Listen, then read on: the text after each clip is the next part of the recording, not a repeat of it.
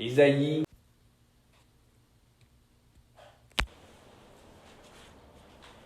et on peut le lire, le verset 6. Ici, c'est l'Éternel qui parle, et il pouvait dire, il dit, c'est peu que tu sois mon serviteur. Ici, ça nous parle du serviteur de l'Éternel, le Seigneur Jésus-Christ, celui qui allait venir dans le monde. Et l'Éternel pouvait dire, c'est peu que tu sois mon serviteur pour relever les tribus de Jacob et pour ramener les restes d'Israël. Je t'établis pour être la lumière des nations, pour porter mon salut jusqu'aux extrémités de la terre. Maintenant, pour aller dans le Nouveau Testament, dans l'Évangile de Matthieu, au chapitre 4.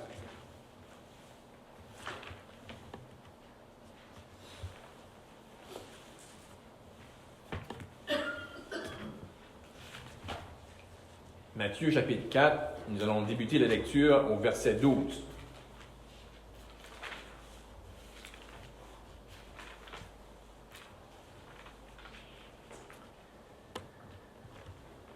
Jésus, ayant appris que Jean avait été livré, se retira dans la Galilée. Il quitta Nazareth et vint demeurer à Capernaum, situé près de la mer, dans le territoire de Zabulon et de Nephtali, afin que s'accomplisse ce qui avait été annoncé par Ésaïe le prophète.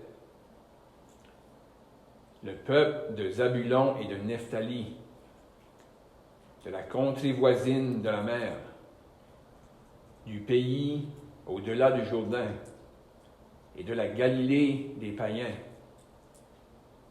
Ce peuple, assis dans les ténèbres, a vu une grande lumière. Et sur ceux qui étaient assis dans la région et l'ombre de la mort, la lumière s'est levée. Maintenant, pour aller dans l'Évangile de Jean au chapitre 1.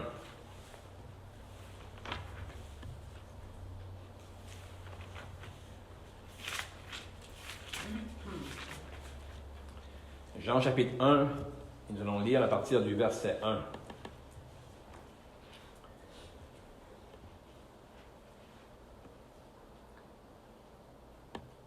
Au commencement était la parole, et la parole était avec Dieu, et la parole était Dieu. Elle était au commencement avec Dieu. Toutes choses ont été faites par elle, et rien de ce qui a été fait n'a été fait sans elle. En elle était la vie, et la vie était la lumière des hommes. La lumière, lui, dans les ténèbres, et les ténèbres ne l'ont point reçue. Il y eut un homme envoyé de Dieu. Son nom était Jean. Il vint pour servir de témoin, pour rendre témoignage à la lumière, afin que tous croient par lui. Il n'était pas la lumière, mais il parut pour rendre témoignage à la lumière. Cette lumière était la véritable lumière qui, en venant dans le monde, éclaire tout homme. Elle était dans le monde, et le monde a été fait par elle, et le monde ne l'a point connue. Elle est venue chez les siens, et les siens ne l'ont point reçue. Mais à tous ceux qui l'ont reçue, à ceux qui croient en son nom, Elle a donné le pouvoir de devenir enfants de Dieu, lesquels sont nés non du sang, ni de la volonté de la chair, ni de la volonté de l'homme, mais de Dieu. Et la parole a été faite chair, et elle a habité parmi nous, pleine de grâce et de vérité. Et nous avons contemplé sa gloire, une gloire comme la gloire du Fils unique, venu du Père. Et pour un dernier verset dans le chapitre 8 de l'Évangile de Jean, Jean chapitre 8, nous allons lire le verset 12.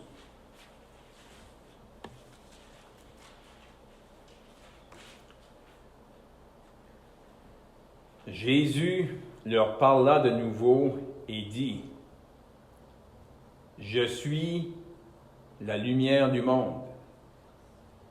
Celui qui me suit ne marchera pas dans les ténèbres, mais il aura la lumière de la vie. » Dieu va bénir la lecture de ces Saintes Écritures. C'est ce qu'on a déjà entendu ce matin. On aimerait, avec l'aide de Dieu, continuer à parler sur ce qu'on avait débuté dans l'Évangile de Jean, où on trouve à quelques endroits où le Seigneur utilise l'expression « je suis » et avec des qualificatifs. Puis, on avait fait remarquer, enfin, on avait rappelé aux chrétiens, qui avaient sûrement remarqué avant, lorsque le Seigneur Jésus parlait avec des chefs religieux qui venaient souvent pour vraiment lui tendre des pièges, c'était pas sincère ce qui venait à lui. Mais un jour, dans une discussion, le Seigneur Jésus pouvait leur dire, « Avant qu'Abraham fût, je suis. » Et les Juifs avaient compris ce qu'il voulait dire.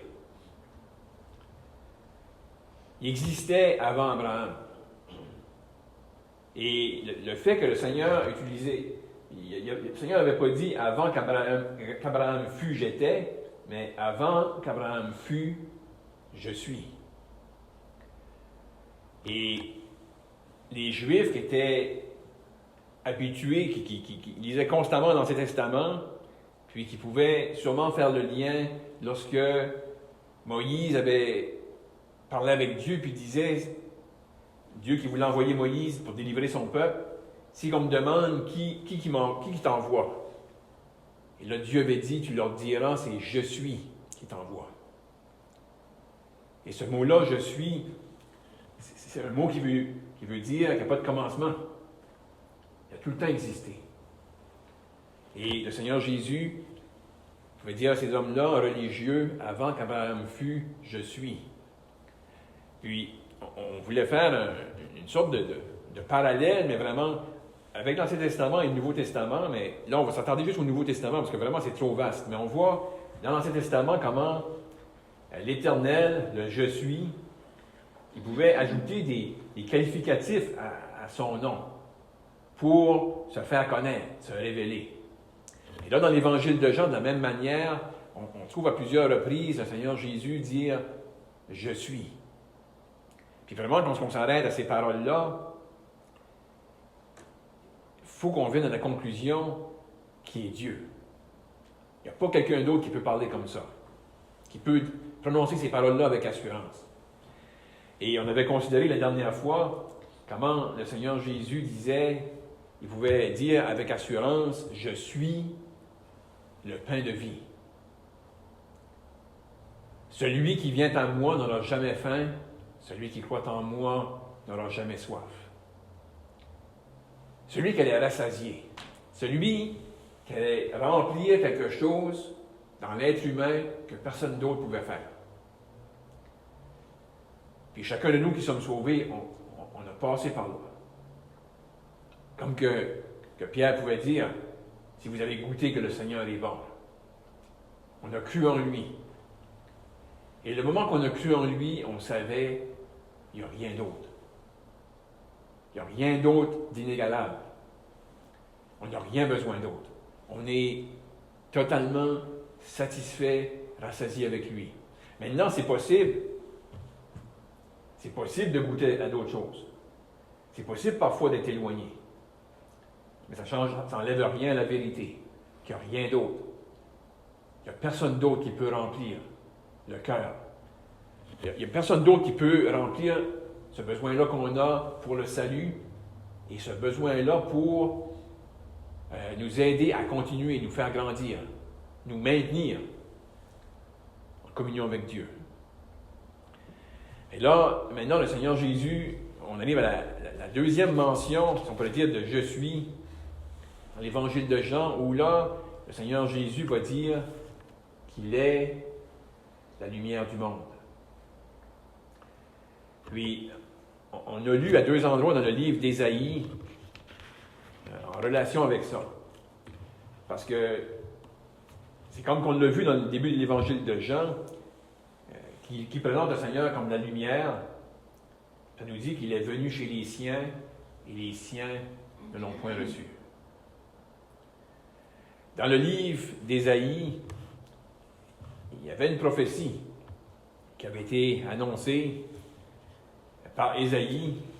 Puis Ésaïe est un des prophètes qui touche beaucoup le Messie, celui qui avait été annoncé d'avance par Dieu.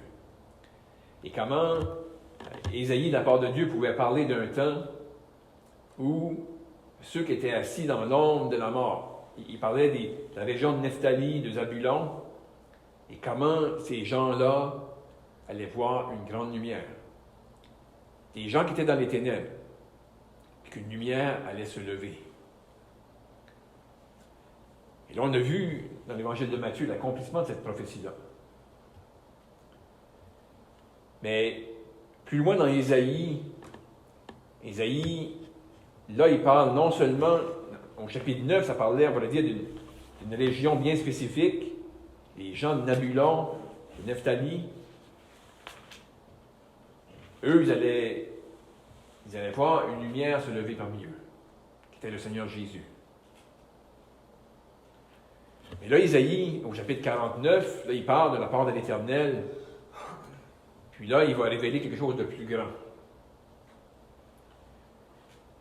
Parce que là, l'Éternel qui parle, il dit, c'est peu, il parle concernant le Seigneur Jésus, celui qui allait venir, le Sauveur, non seulement d'Israël, mais le Sauveur des nations.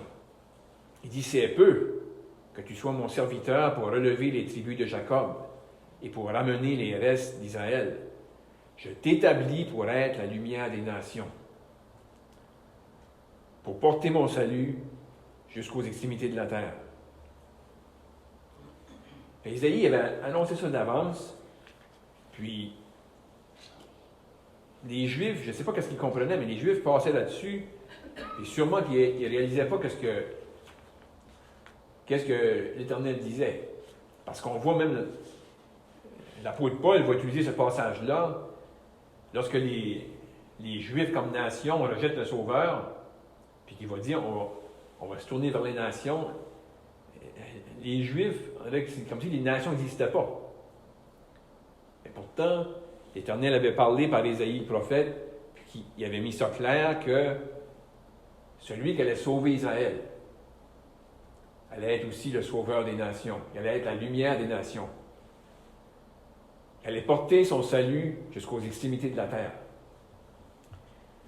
Et là, le temps passe, les siècles s'écoulent, et là, on arrive à ce moment-là où le Seigneur Jésus entre dans le monde. Puis, on arrive à l'Évangile de Jean, où Jean présente le Seigneur Jésus justement comme la lumière du monde. Puis, on dirait qu'il rassemble, il résume au début de son chapitre, au début de son évangile, c'est quoi qu'il va développer.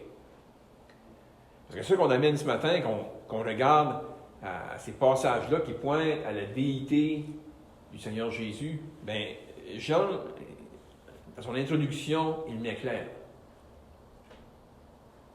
Au tout début. Là, il va le développer par la suite. Mais il met ça clair qu'au commencement était la parole était avec Dieu, et la parole était Dieu. Tout a été fait par la parole. Puis ensuite, il parle de la parole comme la lumière. Puis ensuite, il dit, cette lumière-là, elle est venue chez les siens ne l'ont pas reçue. Mais, à tous ceux qui l'ont reçue, à ceux qui croient en son nom, elle a donné le pouvoir de devenir enfants de Dieu. Et ensuite, on lit l'expression, et la parole a été faite chair. Et elle a habité parmi nous. Puis en lisant ça, si on croit que ceci c'est la parole de Dieu, on peut seulement venir à la conclusion que Jésus est Dieu. Parce qu'il était là au commencement, toutes choses ont été faites par lui, rien de ce qui a été fait n'a été fait sans lui. Mais ce qu'on veut parler ce matin, lui, il est la lumière. Et justement, chacun de nous qui sommes sauvés, il y a eu un temps où on a passé par ce qui est dit ici, dans le chapitre 1, mais à tous ceux qui l'ont reçu. On a reçu cette lumière-là. On a reçu le Sauveur. On ne l'a pas vu physiquement. On a lu quand est-ce que lui est venu de manière physique pour éclairer ceux qui étaient assis dans les ténèbres. On était aussi dans les ténèbres. On se rappelle de ce moment-là où on était dans nos ténèbres. On était dans les ténèbres et on ne savait même pas qu'on périssait. On était aveuglés. Et l'Évangile a croisé notre chemin. Il est venu ce moment-là où on a cru en lui. Et comme que c'est écrit ici, on est devenu enfant de Dieu. On est venu à la lumière, la véritable lumière qui éclaire tout homme. Elle nous a éclairés quand on était dans nos ténèbres. Mais il y a un aspect pratique aussi. Parce qu'ici, le Seigneur Jésus, quand ce qu'il mentionne, il dit « Je suis la lumière du monde. Celui qui me suit ne marchera pas dans les ténèbres. » Il y a eu un temps où on est allé à lui. On l'a connu comme notre Sauveur. Un peu comme les disciples. À un moment donné, il y avait 2 disciples, puis ils ont approché le Seigneur Jésus dans le chapitre 1 de l'Évangile de Jean, puis ils lui ont dit « Où demeures-tu? » Puis ensuite, ils l'ont suivi. Ils l'ont suivi pour les semaines, les mois, les années qui ont suivi. Ils avaient cru en lui, puis ils l'ont suivi. Et ici, on a ces paroles-là du Seigneur Jésus qui dit « Je suis la lumière du monde, celui qui me suit ne marchera pas dans les ténèbres, mais il aura la lumière de la vie. » Il y a un aspect pratique ici. Suivre le Seigneur. Suivre celui qui pouvait attester qu'il était la lumière du monde. Je pensais à ce verset-là, parce que justement, il y a des liens, puis là, c'est trop vaste pour le développer. On peut le retoucher plus tard, mais ici, du moins, avec la lumière, ça m'est venu à la pensée, quand on regarde dans l'Ancien Testament, lorsque le peuple était dans le désert, justement, le peuple qui avait immolé la Pâque en Égypte, le sang avait été répandu, ils ont été délivrés de l'Égypte. Délivrés par la main puissante de l'Éternel. Et lorsqu'ils sont allés dans le désert, puis qu'on a construit le tabernacle, comment le peuple était guidé par Dieu. Il y avait une nuée. La nuée, puis il y avait une apparence différente le jour, la nuit, mais ça met ça clair que le peuple, il bougeait sous l'action de la nuée. Lorsque la nuée s'élevait et se déplaçait, le peuple se déplaçait et suivait la nuée. Lorsque la nuée s'arrêtait, le peuple s'arrêtait. Donc on peut possiblement faire un parallèle avec la nuée dans l'Ancien Testament, dans le désert, et ici le Seigneur Jésus qui dit « Je suis la lumière du monde ». Celui qui me suit ne marchera pas dans les ténèbres, mais il aura la lumière de la vie. Avoir cru en lui, avoir nos regards sur lui, puis être guidé par lui. On se rappelle tous la question, Saul de Tarse, Seigneur, que veux-tu que je fasse? Saul de Tarse suivait le Seigneur. Il suivait celui qui était la lumière. Peu importe où il allait aller, peu importe les difficultés, de penser que le Seigneur est avec moi. Ça nous éclaire.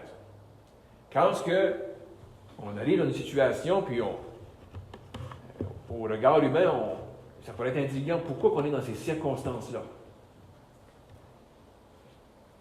Pourquoi ces événements-là arrivent? Mais si qu'on est là guidé par le Seigneur avec nous autres, le Seigneur va nous éclairer. On sait qu'on est dans sa volonté. Il y a un aspect, comme je dis, il y a un aspect pratique. Il y a eu un aspect, si on pourrait dire, positionnel. On est venu à lui, parce que justement, si on regarde dans Jean chapitre 3, le Seigneur décrit des gens qui n'ont pas été sauvés. Des gens que le Seigneur dit, après avoir dit qu'il n'était pas venu dans le monde pour juger le monde, mais pour que le monde soit sauvé par lui, bien, le Seigneur fait référence à des gens qui sont déjà jugés. Puis il dit, pourquoi ils sont déjà jugés? Parce qu'ils n'ont pas voulu venir à la lumière, parce que leurs œuvres étaient mauvaises. Nous, on était à la lumière. On était au Sauveur. On a cru en lui. Mais maintenant, on est guidé par lui. On veut le suivre. Et de savoir que le Seigneur qui prononce ces paroles-là avec assurance, ces paroles-là, elles sont précieuses pour nous. Puis ces paroles-là, ça nous aide à découvrir qui est notre Sauveur. Qui est notre Seigneur? Parce que comme on a mentionné, le Seigneur Jésus est le pain de vie. Il pouvait dire qu'il était vraiment une nourriture pour les siens. Les siens pouvaient se nourrir de lui. Bien entendu, ce n'était pas physique, c'était spirituel. Mais de méditer sur la personne du Seigneur Jésus, se nourrir de lui, ça nourrit et ça fortifie réellement l'âme. Ça nous rassure. Ça va nous convaincre. Ça va nous fortifier. L'apôtre Paul, possiblement avec la compréhension, la connaissance qu'il avait du Seigneur Jésus, pour moi, ça voulait dire beaucoup lorsqu'il disait « Je sais en qui j'ai cru ». L'apôtre Paul, poussé par l'Esprit, décrit des choses que même l'apôtre Pierre pouvait dire que parfois il y a des choses qui sont difficiles à comprendre. L'apôtre Paul avait eu des grandes révélations concernant le Seigneur Jésus. Là, ici, l'évangile de Jean nous le révèle en partie. Puis vraiment, on est appelé à le découvrir de jour en jour. Puis il ne va pas arriver un jour où on aura pleinement découvert, pleinement saisi qui est le Seigneur Jésus, dans toute sa grandeur. Mais dans la mesure qu'on va le découvrir de jour en jour, ça va nous fortifier. Puis ça va nous aider dans ce monde ici. Parce que vous savez, s'il y a une chose dans les Écritures, on sait que les Écritures sont attaquées par le diable, attaquées dans le monde. Mais s'il y a une chose qui est attaquée, c'est bien en ce qui concerne la personne du Seigneur Jésus. Toutes les faussetés qui peuvent être dites à propos de lui. Parfois des mensonges subtils, mais des mensonges qui enlèvent vraiment les choses précieuses qui lui appartiennent. Beaucoup d'erreurs, mais pour nous croyants, d'être fortifiés dans ces vérités-là. Qui il est. Et le connaître de plus en plus. Donc aujourd'hui, on peut s'encourager, nous qui sommes sauvés, puis vraiment, non seulement nous s'encourager, oui, on a cru en lui, on est venu à lui, la véritable lumière. On a été éclairés dans nos ténèbres. On a été sauvés. On lui appartient. Comme on a même entendu dans l'Évangile, on est ses brebis. Personne ne va nous ravir de sa main et de la main du Père. Mais cette vérité-là, que nous, on saisit et qu'on apprécie, on peut l'amener avec assurance aussi dans l'Évangile. Ceux qui viennent parmi nous, qui sont dans les ténèbres, comme que nous, on était dans les ténèbres un temps, et qu'on peut prendre ces vérités-là et les amener à eux, les présenter avec assurance. Jésus est réellement la lumière du monde. Certains vont dire que c'était la lumière pour les Juifs. Oui, il était la lumière pour les Juifs, on l'a lu. Il était venu pour éclairer, il est venu chez les siens. Mais c'est écrit clair qu'ils ne l'ont pas reçu. Mais ça nous met de manière bien claire, non seulement dans le Nouveau Testament, mais même dans Ésaïe, qu'elle allait être la lumière des nations. Que le salut allait être porté par lui jusqu'aux extrémités de la terre. On voit par la suite que les apôtres ont utilisé ce passage-là, même pour eux, pour aller vers les nations. Mais j'ai pensé une chose en disant, parce que dans l'Ésaïe, ça donne l'impression que c'est Jésus qui va amener le salut jusqu'aux extrémités de la terre. Mais il y a possiblement un lien, j'ai pensé à ça juste dernièrement, en considérant ce passage-là. Qu'est-ce qu'on fait avec l'Évangile? Le Seigneur Jésus avait dit à ses disciples avant de partir, « Voici, je suis avec vous tous les jours, jusqu'à la fin du monde. » Quand est-ce qu'on va avec l'Évangile? Qu'on prêche l'Évangile, qu'on annonce que Jésus est la lumière du monde, qu'on annonce que Jésus est le Sauveur. Le Sauveur est prêt. Le Sauveur est avec nous, prêt à sauver une personne. De penser que son nom a été apporté, et il va être apporté plus tard. Parce que même, souvent, il y a des endroits encore sur la terre que l'Évangile ne s'est pas encore rendu là. Mais son nom va être amené jusqu'aux extrémités de la terre. Pourquoi? Parce qu'il est réellement le Sauveur du monde. Il est réellement la lumière du monde. Il est réellement celui qui peut rassasier, qui peut nourrir, qui peut remplir le cœur du pécheur. Nous, on peut se réjouir que ce Sauveur-là, on le connaît. On le connaît personnellement. Donc, que Dieu puisse nous encourager par cette petite parole, Seigneur Jésus, qui était le pain de vie, qui est la lumière du monde, qui est réellement le Je suis, celui qui est éternel. Que Dieu bénisse sa parole. Père Céleste, en terminant, on veut te remercier pour ce temps que nous avons encore eu ce matin pour considérer ta parole.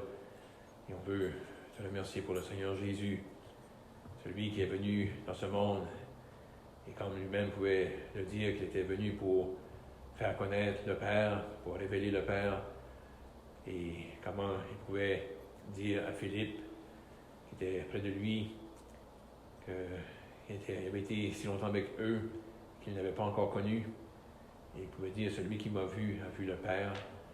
On te remercie, Père, pour le fait qu'un jour, on l'a connu comme le Sauveur. Il nous a réconciliés avec toi, il a fait de nous les enfants de Dieu. Et on veut te prier, Père, qu'on pourrait toujours avoir nos regards sur lui, et que lorsqu'on ouvre ton Saint-Livre, qu'on pourrait le voir dans les Écritures, qu'on pourrait le connaître davantage, et ainsi se réjouir que nous sommes associés à lui. On te prie, Père, au nom du Seigneur Jésus-Christ. Amen.